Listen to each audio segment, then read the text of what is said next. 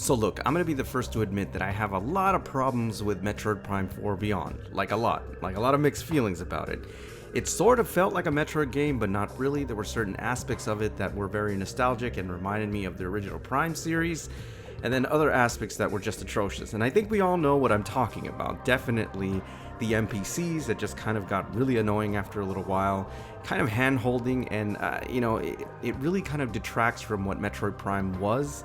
That sense of isolation, that sense of dread, having to figure things out on your own and not holding your hand so much. And I think probably the most egregious thing for me personally was the green crystal missions. You guys all know what I'm talking about. I don't even know what the hell was going on there. I think they were just trying to pad out the runtime, I should say.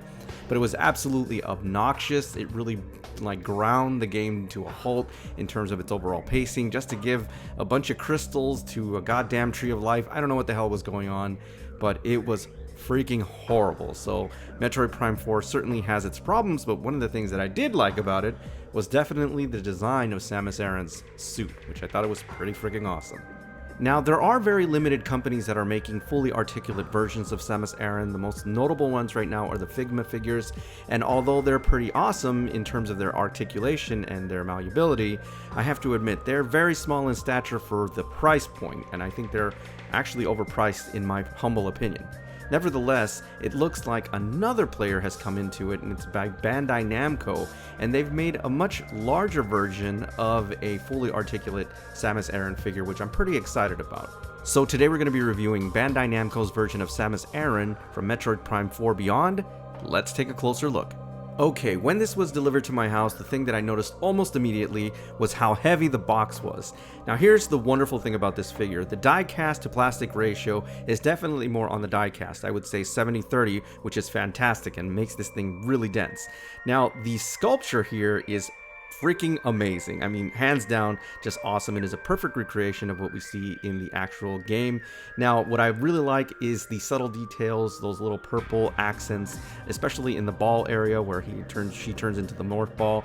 The helmet is done very well here. Color palette is fantastic. There's this orange tint to it with these metallic gold flakes, and you can kind of see Samus Aran's face in the visor, but not exactly. Overall, this is done so well. It's incredible and has a lot of presence here, and obviously I have this iconic pose here, which looks really cool.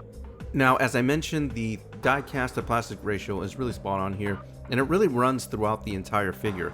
Now, again, in looking at the textures and the color palettes, they really did an amazing job here.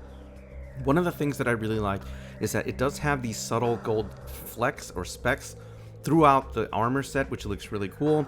They are highly modularized, and as you can see, the gold offset against the orange, and of course that gunmetal that interlocks the armor set looks really cool. This thing has some incredible light up features, which is something that I'm going to explain. Sadly, I can't show it, and I'll explain why. But overall, the midsection of this piece is really fantastic in just kind of showcasing the armor set. Now, of course, the blaster here is absolutely outstanding and really a focal point. It's incredible because it has this kind of greenish tint to it. I want to say aqua, which really stands out. This blaster looks absolutely amazing, and there's actually an appendage here if you want to do a super missile shot or something like that. I'll show that later on in the video. This thing lights up, and I'm sure when it does light up, it looks absolutely spectacular. Of course, it has that nice metallic finish, which looks really great. Overall, the blaster is really well done, and you actually have a compartment there where you can add batteries. I'll talk about that in a little bit. Now, the lower section is absolutely fantastic here, and because it has this high die-cast to plastic ratio, it is very dense, and it can actually stand in its own without the appendages, which are less than stellar. But again, the color palettes are done very well here. Again, the orange accents offset against the gold, and the sculpt in the boots, they're so jagged. You know how I am, guys. I pricked myself on one of the jagged points, and the great thing is that this has a really good joint system. It's like a 3-part system, which gives you incredible dynamism in terms of the poses. So you can go really nuts with this figure, and because it's not like a full rubber body suit or anything, it's gonna last. Now, the reverse side, there's not too much going on here, but there is a lot of detail, I should say, so you don't necessarily have to reverse or mirror this piece, but you do get a greater appreciation of how they sculpted the Morph Ball.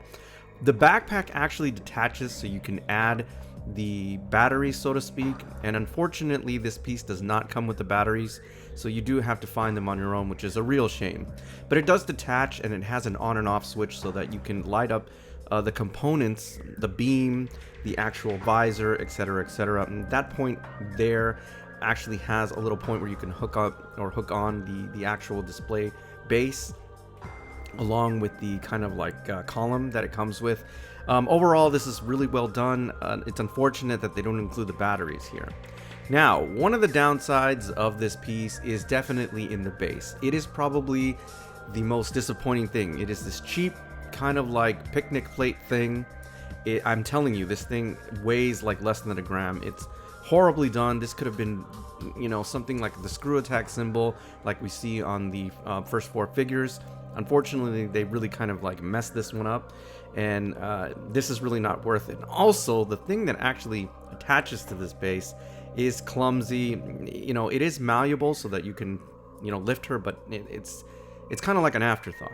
Now, here is an additional appendage that you have.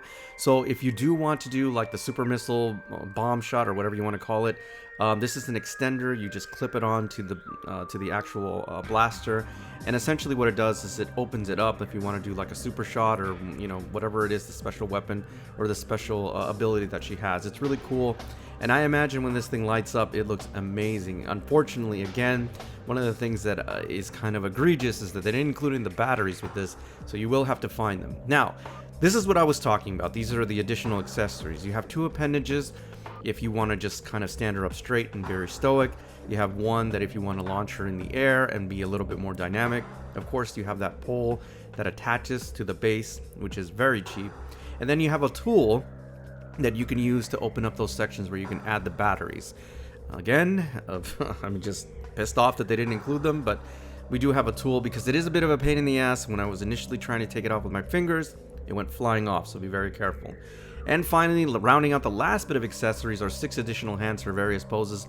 And guys, this figure is absolutely outstanding. You want to get as dynamic as possible, you can certainly do so. You can actually recreate those early first 4 figure statues in some of those iconic poses where she's really kind of stretching out her arm and the hand cannon. You can do all these things, guys. I mean, I just did it in that stoic pose because that's my personal preference, but you can go nuts, get as creative as possible with this piece because that's what it's there for. Now, here's the thing for me. I absolutely love this figure. It's outstanding. Now, I can't necessarily call this a holy grail piece, not because it's not freaking awesome, but simply because there are some design choices which I think they kind of cheaped out on. But again, maybe if they would have gone a little bit higher with the base, so to speak, it would have raised the price because it's not a cheap figure.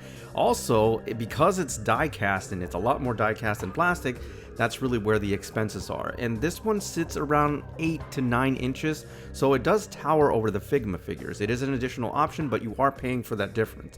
Nevertheless, though, this one is definitely one that you want to own.